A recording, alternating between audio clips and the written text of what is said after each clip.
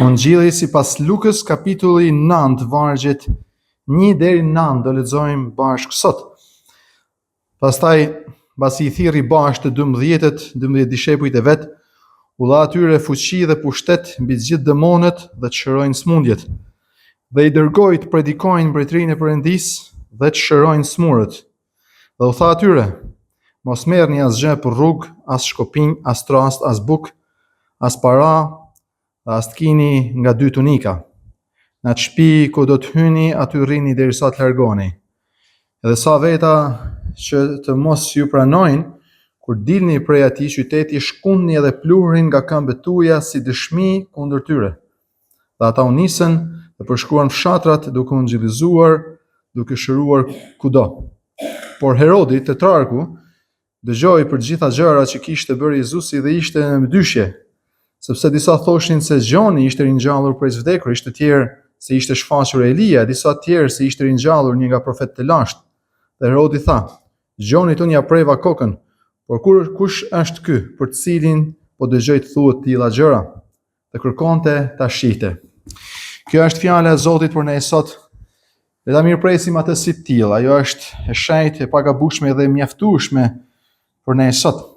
Tema që do të ngjojmë sot për ne është dërgimi I 12-ve, apo ky mision afar shkurtër I 12 apostujve. Tani që nga kapitulli 4 I Ungjillit sipas Lukës, Jezusi ka zhvilluar apo ka paraqitur, ka qenë duke shërbyer në krahinën e Galilesë.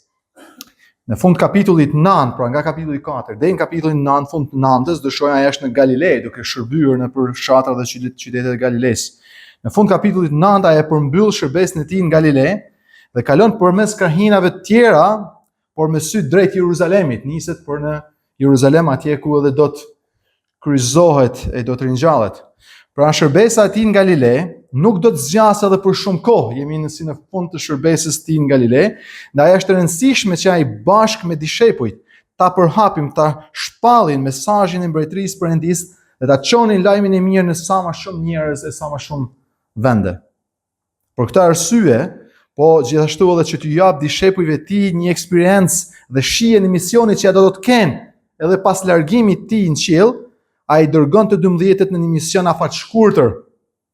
Pra tani edhe në praktik 12 dishepujt e tij bëhen 12 në kuptimin praktik të fjalës 12 apostoj. Tani ju e kam shpjeguar një herë, nuk do të ndalem shumë këtu, por ka dallim mes fjalës dishepull dhe apostoj. Këto thotë thirrri 12 dishepujt. Jezusi nuk kishte vetëm 12 dishepuj. Më vonë do shohim më vonë te kapitulli 10 që ai dërgon 70 dishepuj në mision. Ai kishte 500 dishepuj. Por mes këtyre dishepuj, 500 dishepuj, zgjidhi 12 prej tyre, që dishepuj do thotë nxanës apo ndjekës, që shkonin pas tij, që kishte thirrë pranë vetes. Pra nxënësit ata që e ndjekin, që vinë tek Jezusi, kurse apostujt janë ata që ai I dërgon.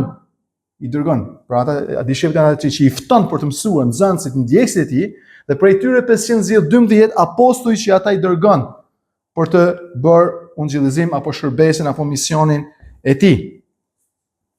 Jezusi pra I përgatit ata për misionin e ardhshëm, duke ju lënë apo duke I pajisur ata, dhe do I shohim disa pjesë këtu, me autoritetin, me mesazhin që do thonë dhe si do të veprojnë ata në misionin e tyre.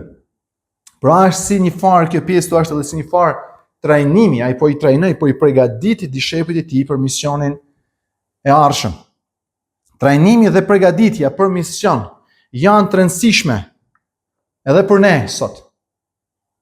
Janë të rëndësishme trajnimi dhe përgatitja për mision. Nuk mjafton vetëm entuziazmi, shohim her pas herë njerëz që mund të dërgohen apo duan të shërbejnë apo vetë shpallen si shërbestar misionar, që e kanë entuziazmin e duhur, ndoshta edhe dhuntin, por nuk e kanë eksperiencën, trajnimin dhe dëshmërinë dhe gjithçka tjetër që ju duhet për mision.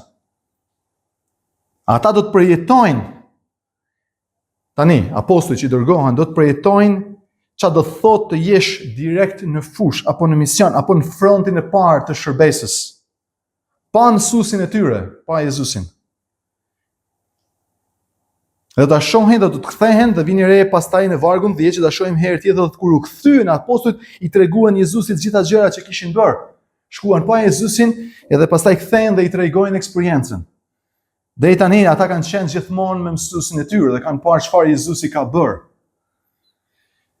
Sot do shohim 4 pika për këtë pasazh.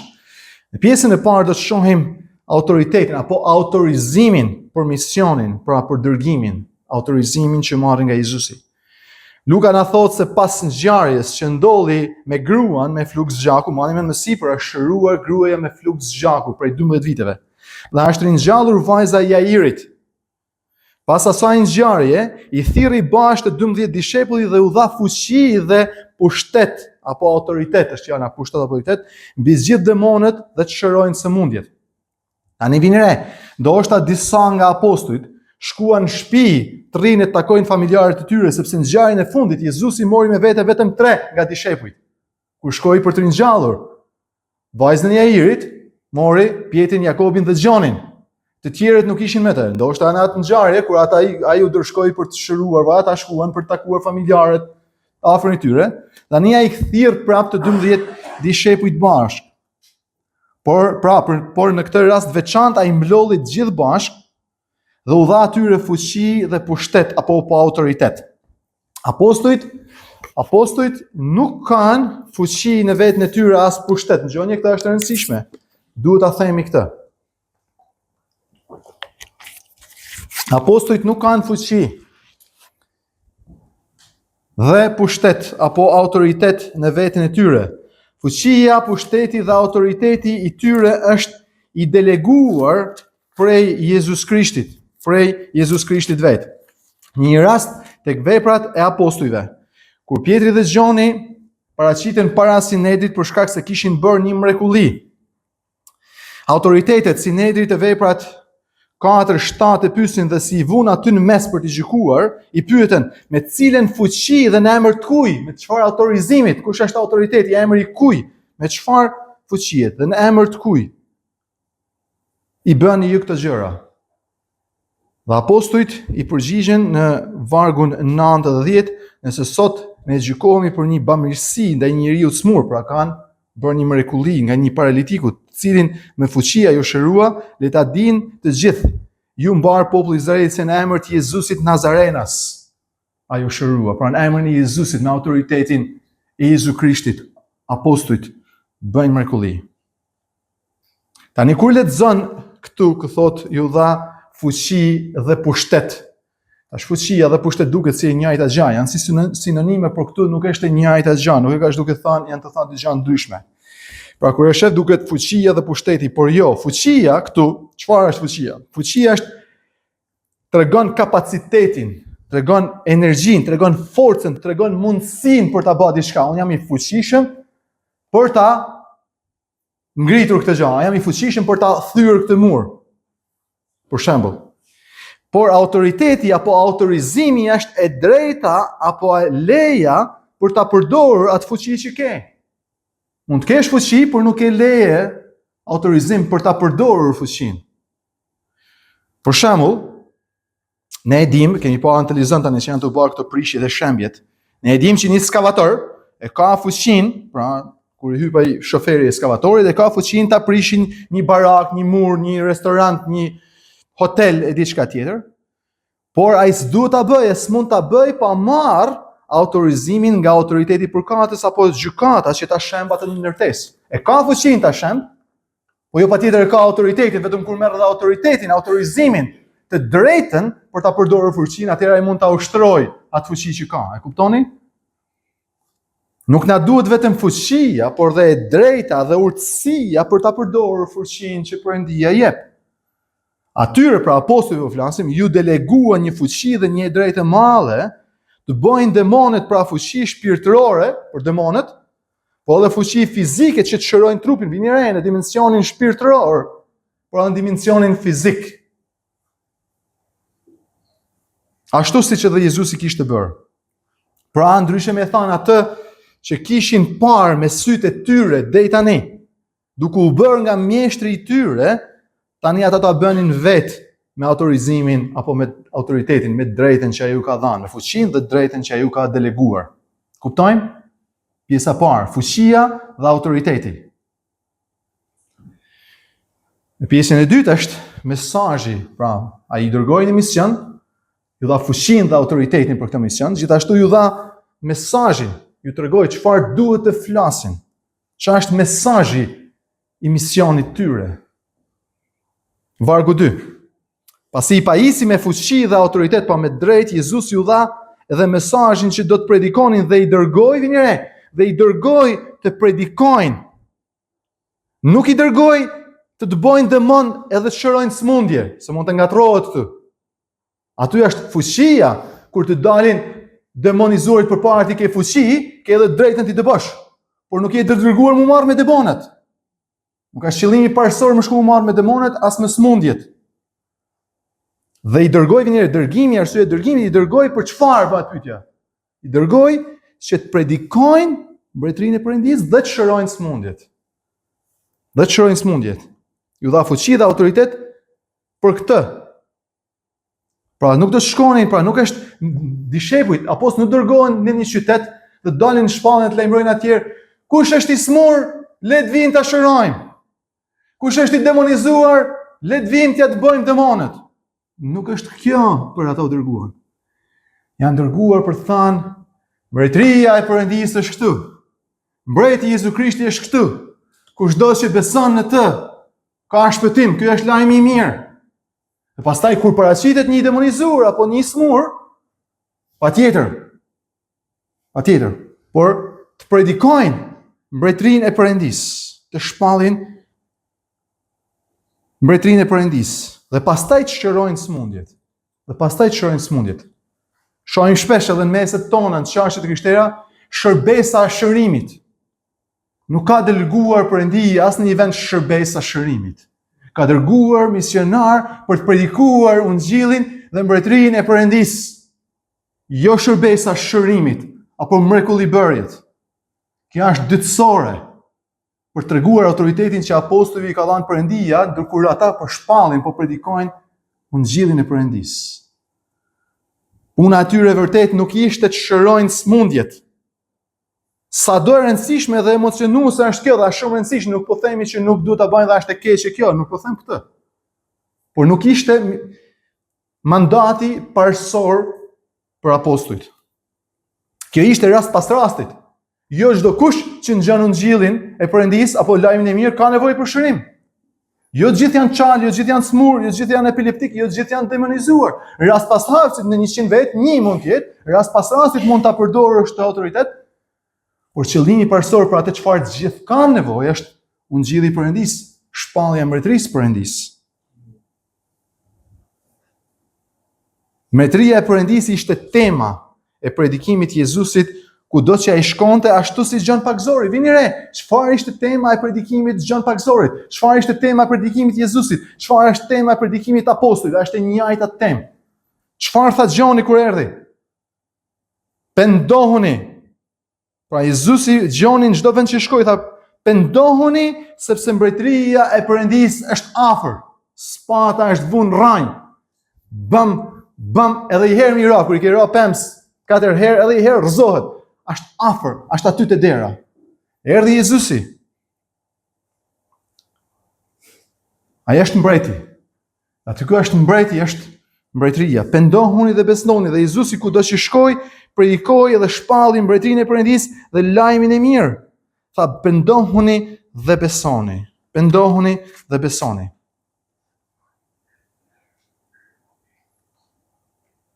Jezusi ka predikuar për mbretërinë e Perëndisë gjatë gjithë shërbesës tij në Galile, e tani I dërgon dishepujt e tij të predikojnë të njëjtën gjë. Gjoni, Jezusi, apostujt. Nuk kanë tema të ndryshme predikimit. Tha ashtu ban, vini re në vargun 6, dhe ata u nisën dhe përshkruan fshatrat dhe ungjillëzuan duke shëruar. Ungjillëzimi, fjala ungjill do thotë lajmi I mirë, shpallën lajmin e mirë dhe shëruan kudo. Vini re, s'pari ungjillëzuan, nuk thotë shëruan dhe pastaj po I doli kush e ungjillëzuan. Ungjillëzuan, predikuan mbretërinë e Perëndisë edhe shëruan. Edhe shëruan.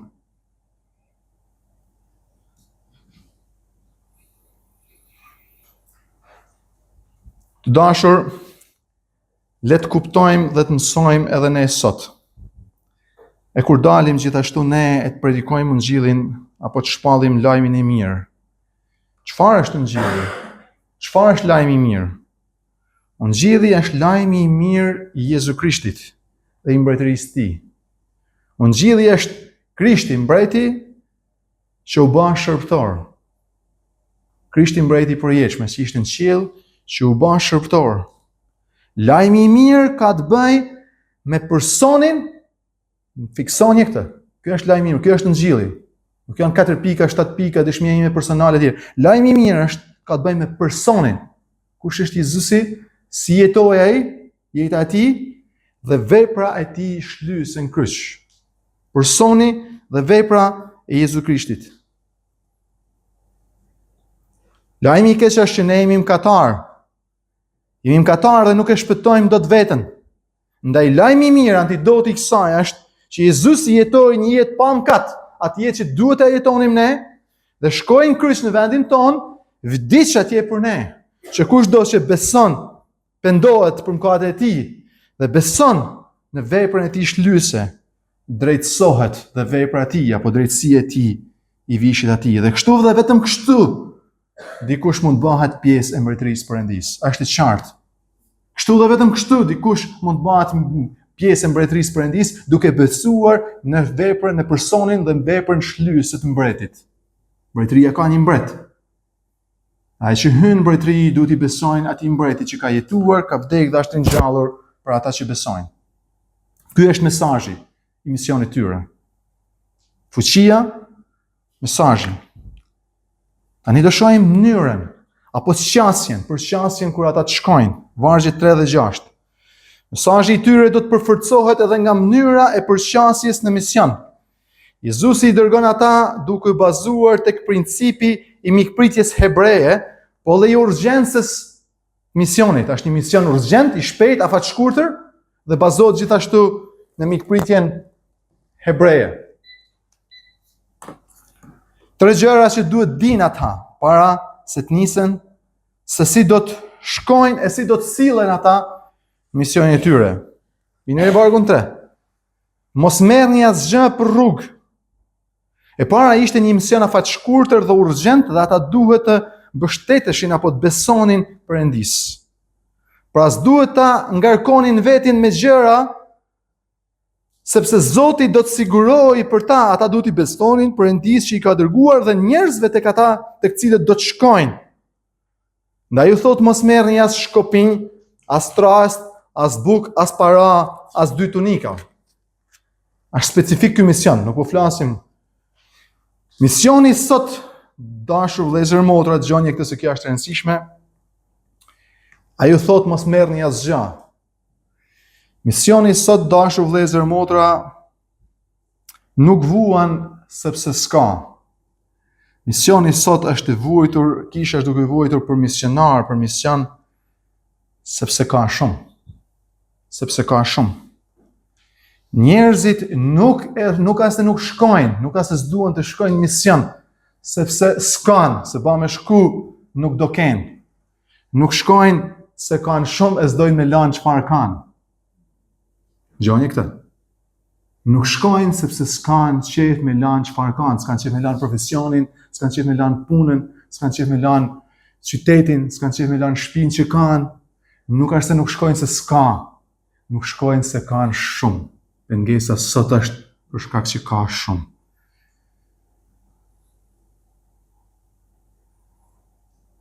Fatkeqësia e kishës moderne sot është që ka lek, po s'ka njerëz.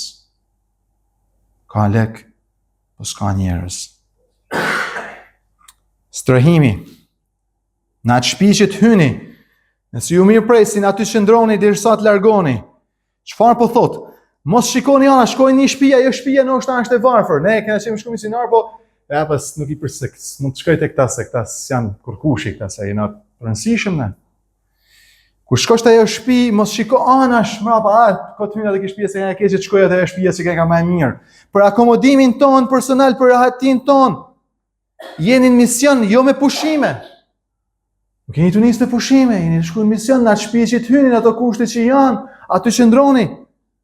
Misioni është urgjencë Mos humni kohë me kushtet e me veten tuaj, por shikoni nevojat e tjerëve. Në fokus janë ata që keni shkuar për t'ju shpallur ungjillin, jo rahatia juaj. Jo rahatliku jot. Nevoja që kanë ata për ungjillin, jo nevoja për rahatin tane personale. Pra një jetë e thjeshtë e normale si njerëzit, pa duhet shkosh e t'jetosh si ata njerëz ku shkon, ku shërbeni. Ka ca misionar që na vinë edhe në Tiranë apo nga vende ndryshme, që e kanë vështirë të akomodohen edhe të përshtaten me ne, sepse kur vinë misionar për shkak dojnë me jetu në kushtet ndoshta të Amerikës, po themi, ose dikuj që kanë pas. Po është pak e vështirë, pastaj e kanë vështirë, se nëse kushtet tuaja janë shumë tepër për te normale së njerëzve që t'ju shërben, e ketë vështirë pastaj edhe ti ftosh njerëzin në shtëpinë tane, edhe të jetojnë si ti.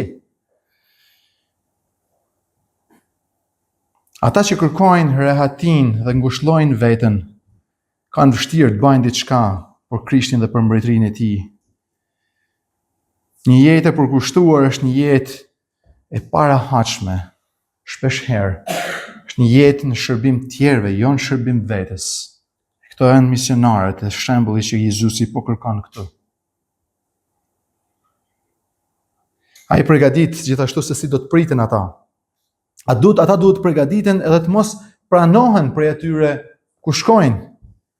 Jezusi vetë ka thënë, ata që ju pranojnë ju më kanë pranuar mua, ata që nuk ju pranojnë ju nuk më kanë pranuar mua, janë duke shkuar në emrin e Jezusit, duke prezantuar, ne e dim, ambasadorët, kanë ambasadorët e Jezusit, apo apostujt e Jezusit, ambasadori përfaqëson presidentin e shtetit nga vjen. Por nëse nuk ju pranojnë, kur dilni nga ai qytet, shkuni edhe pluhurin nga këmbët tuaja si dëshmi kundër tyre. Tani kjo që po ju mëson Jezusi këtu, po ta shikosh në pamje të parë, mund duket nga leximi me sy të thjesht nga ju si një sjellje arrogante apo armiqësore kundrejt atyre që ju shërben, pra shkoni aty predikoni Ungjillin, nuk ju besojnë, shkojnë këto ek më se smerrem me ju, shkojnë thon fap i kthej shpinën edhe në mënyrë arrogante dhe tallse, nuk është kjo ajo çfarë po thotë Jezusi këtu. Ata janë dërguar mes hebrejve. Ata janë dërguar mes hebrejve. Ata e dinin çfarë përfaqëson ky gjest. Hebrejt, dhe ju shpjegoj tani, e kuptojnë, e dinë çfarë përfaqëson ky gjest i shkundjes pluhurit. Ishte një ide, një mësim rabinik, i rabinëve, i mësuesve hebraik, që pluhuri i tokës, i vendit, të jo hebrejve apo të paganëve, mbart pa pastërti apo ndotje për hebrejt, ndaj kur hebrejt shkonin në një territor jo hebrej, për shembull kalonin kufinë e tyre, shkonin në Samari, kalonin një territor për te kufinit hebre, kur ktheheshin për të hyrë prap në territorin e tyre në kufi, 1 metër pa hyrë, kufiri ishte aty, 1 metër pa hyrë në kufi, pa kalu në tokën hebreje, në tokën e shenjtë, që quhen ata të pastër sa ishin, duhet të shkundnin krejt pluhurin e sandalet me elan të pagant. Mos me marr as i kokër rër, as i cop pluhur, me fut në anën tjetër, sepse po mbartin pa pastërti apo paganizëm. Pa pastërtin që përfaqësonin jo hebrejt apo paganët. Tani dishepujve u thuhet nga Jezusi. Vini re, hebrejt e banin këtë për jo hebrejt, shkunin pluhurin.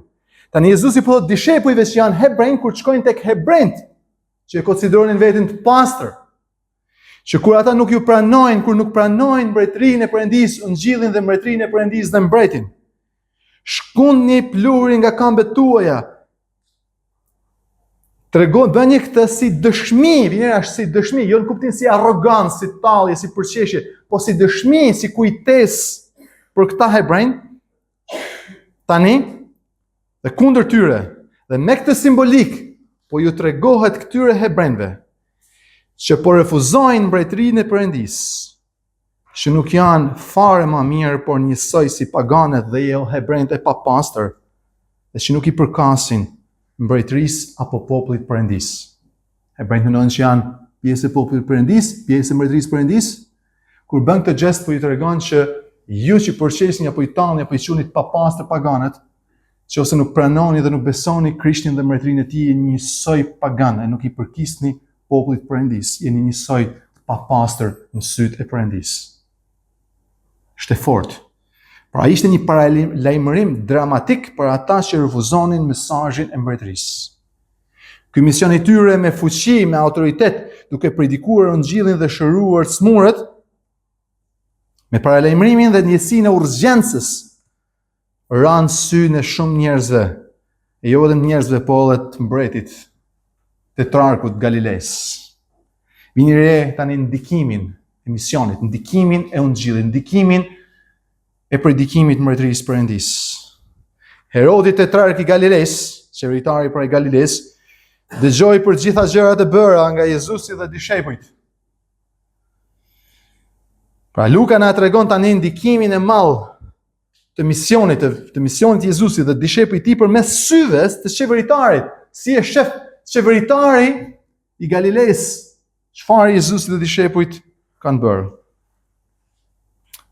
Aq shumë ka ndikuar predikimi i Jezusit dhe dishepujt e tij sa ai ka shkuar në vesh. Është bërë çështje patjetër, sepse ka pas ndikim, është bërë çështje edhe për Herod tetrarkun. Gjoni i kishte predikuar, nuk kena kohë të shpjegojmë, por mund ta dini nga historia, mund t'ja përmbledhi. Herodi ishte djali i Herodit Mall. Herodi i Mall e ndau mbretërinë e tij, një parcel, një pjesë ja la të birit Herodit në Jeruzalem, në Jude, qeverisë Ponc Pilati, këtu është Herod tetrarku, i biri i Herodit Mall. Herodi u martua me gruan e tij, me një grup vajza, një mbreti tjetër për të bërë aleanca, siç e dim. Por ma vonë nuk i pëlqeu ma gruaja e tij dhe i pëlqeu Kunata, nusja e Filipit. Edhe ja mori nusën të vllaut. Edhe Gjoni pa i bas synit tërt si një misionar guximtar. Për të vërtetën e Perëndisë shkoi ja than sy mbretit, mi dalën sy mbretit, mi than jenë mëkat, jenë tradhti, jenë moralitet, i ke marrë nusën vllajt e çortoi.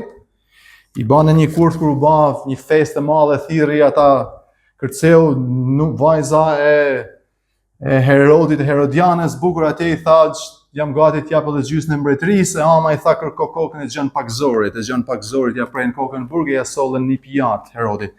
Pra kur i tha të vërtetën Gjan Pakzori Herodit vërtetës s'kishte çfarë më i bë, u detyru mi i pre kokën atij që i thotë vërtetën. Që e vërteta është e vërtet. Si me nalë vërtetën, mos me kene vërtet, s'mund ta nalë, është e vërtet, po i presim paktën kokën, po i mbyllim gojën, i presim gjuhën atij që i thotë vërtetën. Gjonit, e vran Gjonin. Por vini re, Jezusi tani ka ardhur, po predikon fuqishëm dishepujt e tij gjithashtu. Herodi ka nxjuar për këtë, e ka nxjuar njerëz duke thënë për Jezusin, po kush është ky Jezusi? I pyet njerëzit, vini re vargu 7-8-9, aty i pyet njerëzit, kush është ky Jezusi që ka dalë predikon kështu, po bën mrekulli, bën këto çudina. Sa thotë ishte me dyshje. Sepse disa thoshin, pra kishte nxjuar fjalë nga njerëzit nga populli, disa thonin ishte Gjan Pakzori i ringjallur.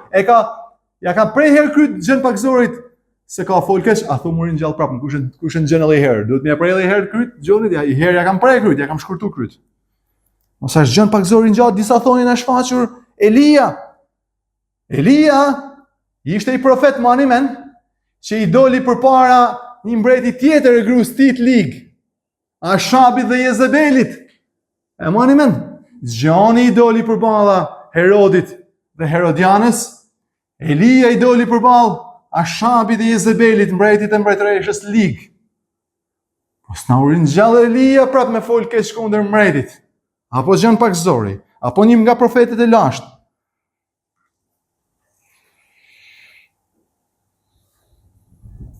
Kush ishte ai me të vërtetë? Kush ishte ky person? Kush ishte Jezusi me të vërtetë?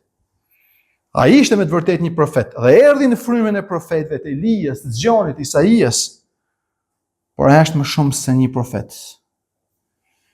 Dhe Herodi ka frikë. Ka frikë, thot, mos është hyrja e tij në këtë botë diçka tjetër. Për te asaj normales. Dikush nga ardhur nga të vdekurit, a dikush nga ardhur nga lart. E vërtet është. Jezusi është profet, po është më shumë. Ka hyrë në botën tonë prej botës tjetër. Ka ardhur prej qiellit si biri i Perëndisë, si mishëruar.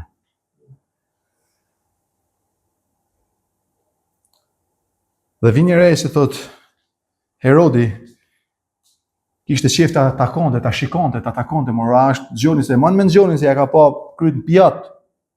Ako atë njëjtën fytyrë, kishte qef ta shikonte dhe më në fund të historisë. Ai shkon në Jeruzalem, takon Pilati e çon te Herodi e kthen prapë. Mani me atë historinë, ka qef me taku, kam prit me të takuj, thotë, por ku je morti? Pesh ka qenë për Jezusin. Kishte qef, kishte duhet ta shikonte, donte ta shikonte, ta takonte Jezusin. Edhe në fakt, ky është qëllimi i predikimit të apostujve. Që njerëzit të takojnë Jezusin, të përballen me Jezusin, të dalin në sy Jezusit. Shikojnë Jezusin, takojnë Jezusin, të trazojnë zemrat e njerëzve, të thonë kush është ky njeri? Kush është ky Jezus? Kush është ky person? Kush është ky me këtë autoritet? Jo vetëm vetë, po që ja u delegon dhe ja u jep edhe apostujve të tij. Vëllezër, motra, për ta mbyllur predikimi nuk është një mësim moral apo moralizëm. Që ose është puna për moral, nuk kemi nevojë për podiumin e predikimit, kemi komunizmin. Kemi mësuar rregulla edukata më të mira në komunizëm, bile sa të jemi pak më pa rregullt, më të padegurt. Dikur mësonte në komunizëm në shkollë, shoja vendin më të vjetris në autobus, ja lëshonim, ne sot ja lëshon kush. Respektoje, ndihmoje gjyshin, ndihmoje nanën, bëre këtë. Dhe predikimi, patjetër, predikimi nuk është moralizëm që të ndryshoj kushtet tona të jetesës apo të sjelljes apo të na bëjë ne më me edukat. Dhe kjo është brenda, nuk po them që se bën këtë. Gjoni. Predikimi biblik është që të takojmë Jezus Krishtin shpëtimtarin dhe ai të na transformojë jetën, zemrën tonë, e prej kësaj zemre transformuar vjen sjellja mirë, edukata dhe gjithçka tjetër. Por nuk është moralizëm apo edukat në vetvete. Predikimi nuk është na bëj kushtet e jetës më të mira apo martesën më të mira, financat më të mira, prindërimin më të mirë, seksin më të mirë, apo din çfarë tjetër më të mirë, kushtet e jetesës më të mirë. Ai nuk është antropocentrik, pra për njeriu, nuk është i përqendruar tek njeriu dhe sjellja e njeriu. Në fakt predikimi ynë në dhjetën e re në Bibël kur ne predikojmë nuk është as teocentrik, duke folur vetëm për Perëndin dhe vetëm për teologjinë. Predikimi ynë është kristocentrik. Krishtin në cilin bashkohet njeriu dhe hyjnia, Perëndia. Ne predikojmë Krishtin, a tha po apostulli Paul. Ne nuk predikojmë tema, predikimi tonë nuk është kurrë gjë tjetër veçse Krishtin dhe atë kryqëzuar. Krishtin dhe atë të kryqëzuar. Sepse njeriu mëkatar, sado që ti flasësh mirë, sullu mirë, nuk mund të bëhet i mirë, nuk mund ta ndryshojë sjelljen e vet, ai sa mund ta ndryshojë leopardi ngjyrën e lëkurës së tij. E gjithashtu sado që të flasim për Perëndin, Perëndia i shenjtë, nuk mund të arrijmë standardin e Perëndisë, veçse nëse shkojmë e takojmë Krishtin.